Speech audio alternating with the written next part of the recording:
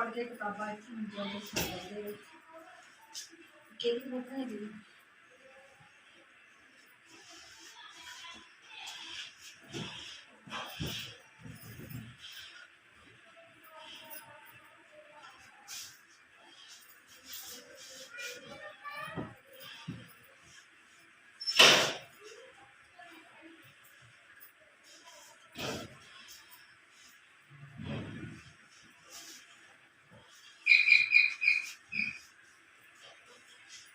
कौन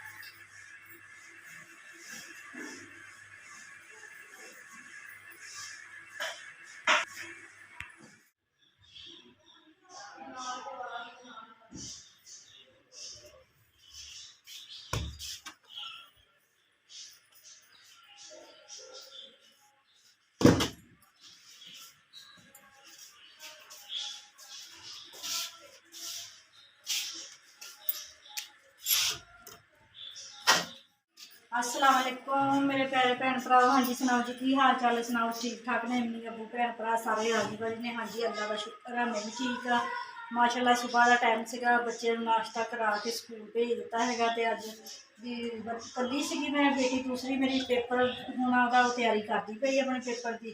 तो रात नीली तूफान बहुत ज़्यादा आया सगा, तो इस वजह फिर मैं ना सफाई की है कमरिया की, किचन की, बैठक की, हर जगह सफाई सफाई करके धो के रैपर मार के ਹੁਣ मैं विहली हुई है। मैं अपने भैन भरावां नूं दिखावां मैं भी सुबह की मेरी ये रूटीन हैगी आ। ते बाकी तो बाद फिर मैं कपड़े सिलाई करने होंगे, कपड़े सिलाई करके थोड़ा जिहा रैस्ट करना होंदा वा, रैस्ट करके तो फिर शाम का खाना बनाना होंगे। जिस तरह के थानू शाम की रूटीन अपनी दिखानी हैगी है, ठीक है जी। तो मेरी वीडियो अच्छी लगी है तो लाइक करो, सबसक्राइब करो, घंटी का बटन लाजमी दबाओ, ठीक है जी। क्योंकि आने वाली हर मेरी वीडियो नहीं थानू मिल सके, थोड़ी सपोर्ट की मैनू बहुत ज़्यादा जरूरत हैगी। अपने भैन भरावां नूं अगे तो अगे शेयर करिया करो मेरा व्लॉग बनया होया, क्योंकि जी मैनू वॉच टाइम की जल्दी तो जल्दी जरूरत हैगी आ। मकसद हैगा वो जो मेरा वॉच टाइम पूरा हो गया ना फिर मैं थानू दसांगी भी ना की मकसद सीगा कि क्यों मैं थानू कहंदी सी कि मेरा जल्दी तो जल्दी टाइम वॉच पूरा करो, ठीक है जी।